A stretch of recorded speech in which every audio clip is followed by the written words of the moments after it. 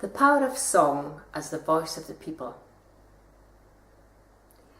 This world-class festival, Festival 500, that's brought thousands of singers to Newfoundland since 1997, was, as you know, purposely conceived and initiated in response to the threat to Newfoundland's culture by the enforced closure of the cod fishery in 1992. To quote, "That fishery was not only a mainstay of the province's economy, but the raison d'etre for European settlement. In fact, it was the social and economic engine of our society. Its closure was a devastation." Singing in Newfoundland and Labrador has historically been an integral part of community life, a way of celebrating, mourning, documenting events, telling stories. Anyone who has ever visited the province will surely have discovered this for themselves, and hopefully, if they've eaten fish, they'll also have listened to the songs of those whose lives depended on the fishery. They'll also have discovered the strong transatlantic connections. When I first arrived in Newfoundland in 1968, initially following my civil engineer father, I was a student, young enough not to have noticed anything unusual about the fact that singing had a part in every occasion, be it the kitchen, the student common room, or anywhere else. My upbringing in the Hebrides of Scotland had so many parallels, similarities. I assumed that this was how the whole world lived. Like fishing and farming, music and song was woven into the pattern of everyday life. Having a Gaelic-speaking mother, whose father was a fisherman, and a lowland Scots father of Irish extraction, ensured that I was equally at home in the traditions of both Scotland and Ireland, as well as among fishermen and farmers. But as a student of folklore, the 8 years I made my home in Newfoundland taught me more about the vitality of tradition than I could possibly have learned anywhere else. It made me listen more carefully, watch more closely, and on returning to Scotland, reconsider the traditions of the old country, and also singing traditions in the wider context of Europe. In discussing the power of song as the voice of the people, this paper deals with folk song in the broadest sense of the term. The songs made and sung by ordinary people during their everyday lives and leisure. It focuses mainly on the repertoire of Jerome Downey, a Newfoundland Irish singer who was born in 1924 in the Codry Valley on the west coast. He spent all his life as a woodsman, hunter and farmer, and is known locally for his melodic voice and his ability to entertain. He didn't seek to make a name for himself in the music world. He simply sang. As he said himself, "The greatest thing in the world, you know, is music. Oh, heavens, I wouldn't be able to live without it. If the Lord made anything better, he kept it for himself." For Jerome, singing is a vital means of communicating with people, whether by his own kitchen stove or in a packed auditorium, the church or village hall. Though I first got to know him in 1970, the recordings selected from his repertoire were made in 1983 when I was invited by Professor Kenneth Goldstein, the late folklorist here, to collaborate on a recording project. The recordings are actually in the Memorial University Folklore Archive. Of the 23 songs Jerome chose to sing, 10 were from the Codry Valley, local compositions, mostly satires, 2 Newfoundland songs composed outside the valley. He sang dozens of the best known, you know them all. 3 broadside ballads or variants, 3 country and western songs, 2 music hall songs or variants, and 1 concert song learnt at school, and 1 classic child ballad. He knew other ancient ballads and plenty of songs he'd heard on the radio, but his choice of songs gave a much truer reflection of his community and his life. The collection of Newfoundland songs best known in Britain is by the English song collector Maud Karpeles, companion to Cecil Sharp, But this collection represents the songs that Maud wanted to find, ancient ballads, rather than the selection such as Jerome made. Giving a wider European perspective on folk song, when considering songs rooted in identity and place, the 18th century German poet Goethe wrote, "The unsophisticated man is more the master of direct, effective expression in few words than he who has received a regular literary education." And travelling through Europe to Italy in the 1880s, Countess Martinengo Cesaresco was moved to write in her Essays in the Study of Folk Song, "The very heart of the people is laid bare in its sagas and songs. Laws may be imposed on the unwilling, but not songs." At the International Folk Music Council in London in 1950, American folklorist Herbert Halpert was invited to address the meeting. His name is now well known in Newfoundland as the founder of the folklore department. Those of us who are privileged to study with him can just imagine being there as he delivered this oration. The local song is much more significant for the understanding of function of folk song in a community than is an infrequently sung or little known older ballad, no matter how much more satisfying the rare ballad may be to our aesthetic sensibilities or to our egos. If singers do not make up new songs or manipulate old materials, we have one indication that the singing tradition in that area has become fossilized. Considering the fact that in his prestigious audience was none other than Maud Karpeles, whose prime aim was to collect those classic ballads, Halpert's address was challenging, to say the least. But 60 years on, there's nothing fossilized about song-making in Newfoundland, and for every singer-songwriter well known outside of Canada, there are many whose names have never been known. Yet all of them bear a genuine Newfoundland stamp on their music. Just like the bards of Europe, Newfoundland songmakers have taken up the mantle and have kept causes alive in their songs, such as the cod fishery, the seal hunt, as they continue to address social, moral and political concerns. They give voice to their own people, who, even in a democracy, have no platform to express opinion. The same is true of most democracies. It's not the rulers or the politicians who lead folk to sing, "We shall overcome." It's the songmakers of the world.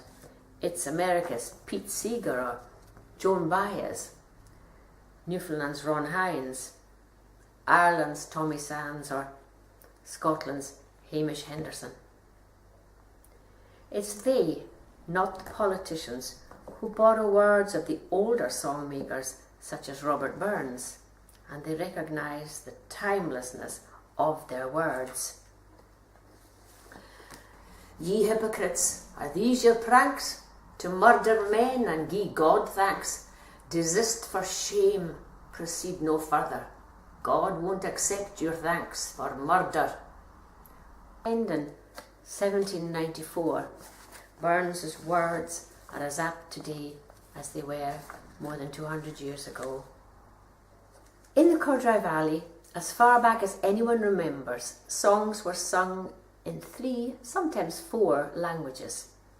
The folk who worked the land and fished there for nearly 200 years are a mix of Scottish Gaels, Irish, French and English with a few Micmac. It's worth remembering, however, that until 1949, Canada was another country. Anyone born before that year is first and foremost a Newfoundlander, belonging to a unique island with a unique long history. It may have the distinction of being Britain's oldest colony and Canada's newest province, but when I first visited, it was very common to hear folk explain to me, "I'm not a Canadian, I'm a Newfoundlander."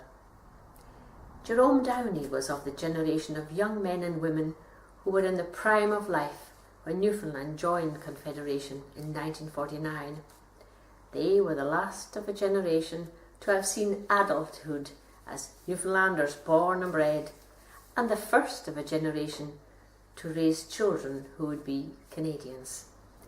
They weathered the changing political climate, the squalls and the moment of calm that led to Confederation, and they listened on the relatively new wireless sets to the election speeches. If you didn't have wireless in your house, you could walk to the neighbours and listen in their kitchen. And the main candidate had his own radio show too, so they knew that voice, though not everybody hung on his every word. 6 decades on, a local song documents details that may otherwise have been long forgotten. And, as is the style in both Ireland and Scotland, it's composed to a traditional tune. I am lonesome sensing 32, lost dominion status. No longer can I summon strength to sing O Aravatas.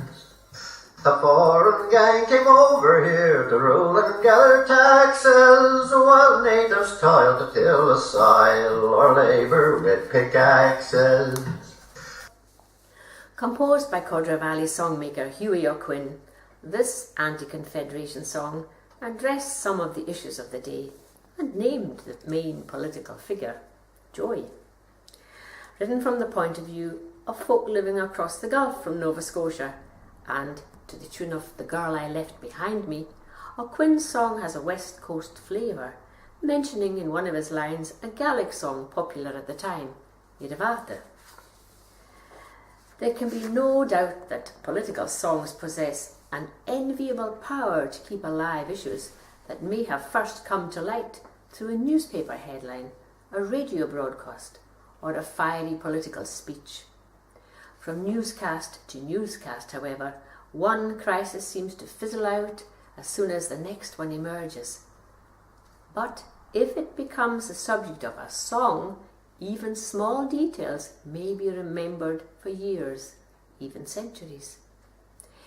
It's an ancient tradition and was embedded in the very psyche of the people who settled in Newfoundland.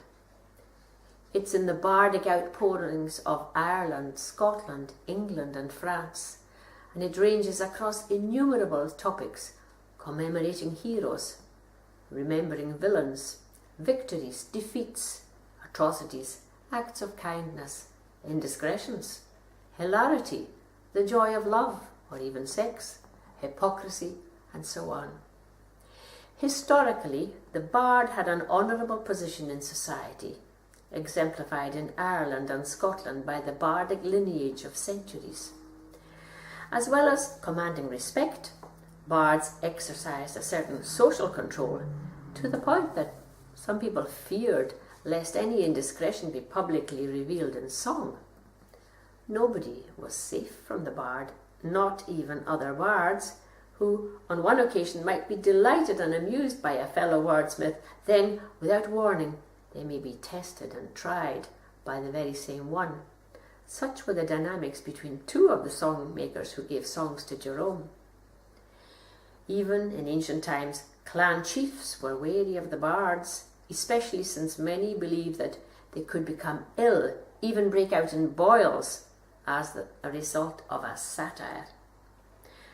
Psychologically induced illness is nothing new, and in truth, anyone might feel sick if they were scandalized in their own community or shamed on a public platform. One of the most effective means of dealing with serious, controversial or moral issues is to satirize the subject. On the surface, it may be light-hearted or even funny, but there's usually a sharp edge that makes somebody uncomfortable. All of the local songs Jerome sang fell into this category, some with more of an edge than others. In Scotland, as far back as 1695, Martin from the Isle of Skye noted that the Gaels have a gift for poesy and an ability to form a satire. A century later, a minister in the Gaelic-speaking parish of the Outer Hebrides observed, "One may meet not only with studied but even extemporaneous effusions of the most acute and pointed satire that pierce to the heart, leaving a poignant sting. But the real sting or bite in the satire does not come from a wishy-washy portrayal of the subject, but from the dramatic or sharpened emphasis of key issues. Perhaps it's like the caricature, where certain features are singled out by an artist, exaggerated, sometimes outrageously, with the aim of shocking observers into paying attention, so the satire can take the listener aback. As Scottish folklorist Alan Bruford described satire as the stock and trade of most local bards, and satire without truth or clarity cannot bite. The satire shows much more of society than the eulogies of earlier bards, for these bards were often paid to praise. The Codra Valley songmakers who either gave or sang their songs to Jerome, knowing that he'd sing them, were personal friends. The eldest was a neighbour, a bachelor, Paulie Hall, born in 1897, he died in 1973, who composed a song that actually gained scholarly, if international, attention through the pages of a very well-known book among song scholars, this one, Folk Songs and Their Makers, Henry Glassy, Sandy Ives and John Swed. As far as I know, the song, which is discussed in quite at length here, Paulie Hall's Bachelor's Hall, is not recorded anywhere else but by Jerome, as you'll hear. There is a house upon a hill that is a bachelor's hall, and the bachelor that lives in it, his name is Paulie Hall. To my tippy tippy tip top tippy tippy tip top tay. Now as I may tell you, I'm living at my ease. I go out just when I'm ready, I come in just when I please. To my tippy tippy tip top tippy tippy tip top tay. A woodsman and farmer, Paul was of English descent, and he described how he'd go in the woods and he'd be hauling lumber all day long, and songs would come to him. And at the end of the day, when he returned with his horse, he could sing the entire song. That one has 26 verses, and for Paul and his generation, and indeed to Jerome, there was nothing unusual about memorising 26 verses at one go. He may have written them down afterwards, as Paul did. There was a sense when you were around Paul that you had to be discreet, and although he made that song about himself, satirising bachelorhood, he actually satirises marriage as well. His lines, "I have no wife to bother me or spend on paint and rouge, so you see I have some extra when I want to have a booze." And he goes on saying he won't have headaches, etc., with a scolding wife. But Paul had a sharp eye, and he was especially prone to write songs about indiscreet courtships. And as his fellow bard Mickey Jim McNeill discovered, he also had a very acerbic wit, and he composed one about Mickey. What happened was that Mickey made a song about Paulie's horse and he didn't like it. So he was scurrilous, virtually libelous as the song goes on, and I won't go into all of it, but he doesn't miss and hit the wall. And yet they were friends. Mickey Jim McNeill was born in 1901. He died in 48, fairly young. He was the son of one of the first Scottish Highland immigrants, a Gaelic speaker who composed in English. The very mention of his name today seems to light up the older generation. "Oh, Mickey Jim, I remember him. Oh, was he ever funny. He could take off anybody, mimic anybody. He was so funny. He lived down there, you know, beside the MacArthurs." Generally he's described, in fact always described, as mild-mannered, generous to everyone. Note Paul's song. Youngsters loved Uncle Mickey. He was great fun. And yet of the three song makers, he may be the only one to have found that his songs landed him in trouble. At the age of 24, he dashed off a song called The Five Boss Highway that satirised the setup among road workers in 1920 when they began to carve out a section of the Trans-Canada Highway. It was not completed, the whole road, until 1966, a major undertaking. But this is what he saw and put in song. Come all you boys from Codway Valley who chance for to roam, in search of employment go up on the road. The 5-boss highway, I'll give it for name. I don't think I'm wrong, boys, for saying the same. The song seemed to tell it as it was, and apparently didn't go over all that well with the crew, especially the boss. A few weeks later, Mickey went to ask for a job, and surprise, he didn't get one. So he went home and he composed another song. As I left home one morning in Plymouth for to find, I thought I'd go and see the crowd upon the highway line, thinking I would be welcome as others of my kind. But when I heard them speaking, I had to change my mind. The only thing that I could hear as I went along is that the young rascal composed a famous song. The young rascal composed that famous song. He died in 1948. But 80 years after that employment song situation took place, thanks to Jerome, the songs can still spark off discussion or amusing anecdotes, which in turn become the glue that holds that community together. People remember what it was like before the highway, before electricity, before supermarkets. And Jerome, who kept these road-working songs alive, could still raise a smile, not only from men with experience of construction and roadwork, but from anyone who's ever seen a roadman lean on a shovel. The third songmaker was Hughie O'Quinn. Born in 1905, he died in 86. Not Irish, as you might imagine from that name, but from a French family, O'Quin, renamed or hibernicized by the Irish priest, called them O'Quinn. Yet, of the three, his style is most akin to Irish tradition, possibly because he spent several years in Ireland in a seminary. All of his songs are composed to popular Irish airs, and as often as not, he chooses a tune that has a subtext below his own message. Take, for example, the Sealers song, which he composed after an incident at the mouth of the Grand Codrai River when seals came on the ice, an unusual thing then, and several of the men decided to hunt. As Jerome said, they weren't sealers really, they were landsmen, and some of them fell in, nearly lost their lives, and Hughie made that song. While the composition begins and seems light-hearted, it's got the stamp of the satirist in it, because he makes playful jest of the sealers and their ploys before he fires a squib at the controversy surrounding the hunt. On Wednesday night, March 17, our spirits mounted high, for rumour reached our valley that the seals were passing by. It caused a great sensation, for it is a wondrous sight to see those little puppy sails in Codrai River by. He talks about it doesn't pay to make a slip when running down a swile, a seal.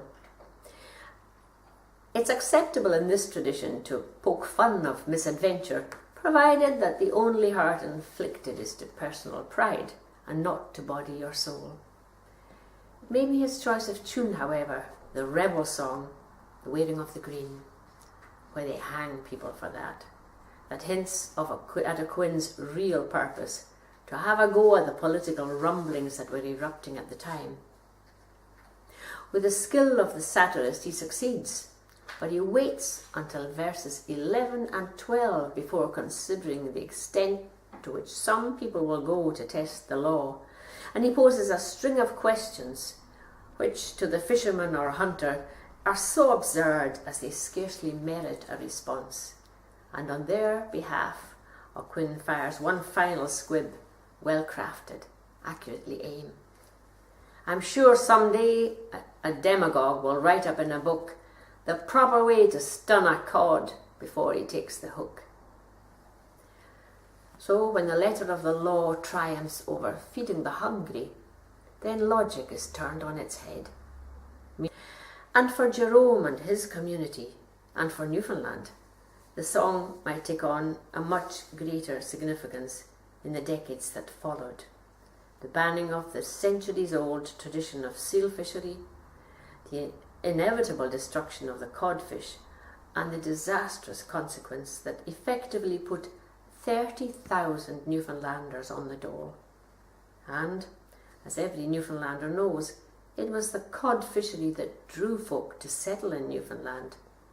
The Irish called it Tullavinyeishk, land of the codfish. It also became the land of songs, sharing with the homeland tunes and themes and feelings that have endured possibly longer than the fishery. In the politically correct 21st century, satirical song making is alive and well in the old country, as Fintan Vallely demonstrates in his collection, Sing Up! Irish comic songs and satires for every occasion. A master at the craft himself, Vallely appropriately introduces his book as a gather-up of intolerance, irreverence, slagging and sedition, inspired by an experiment in 1987 on the natives of Scotland. I was among them, when he and a colleague did a whole concert of send-ups and other ephemera.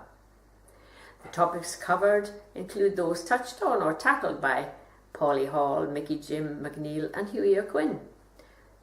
Politics, courtships, unemployment, pretentiousness, animal rights, hypocrisy, with the culture of the day underlying the themes. There are similarities in the style of composition, particularly those of O'Quinn and McNeil, as Vallely notes that the verses are in the mould of both the 19th century sedition ballads and the music hall skit, where moral judgment masquerades as wit in the best tradition of lightening the load.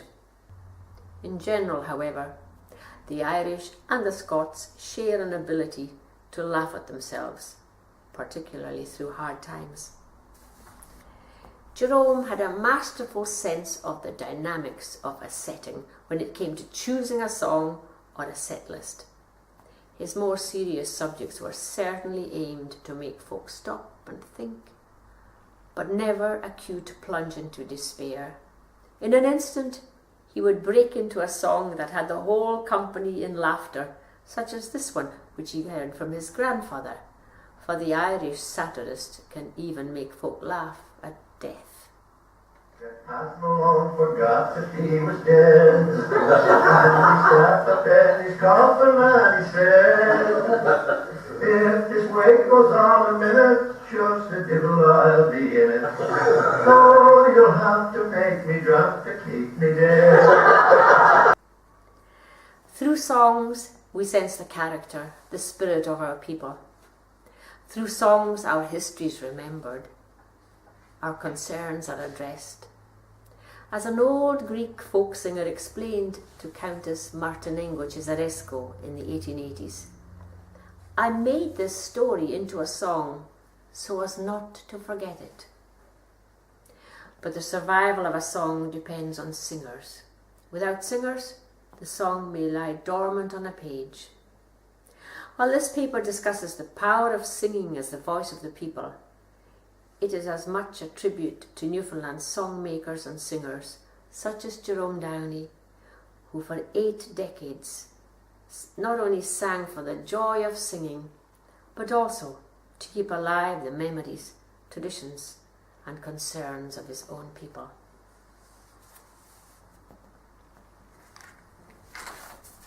I'd like to thank his brother, Joe Downey, for bringing some books to the festival.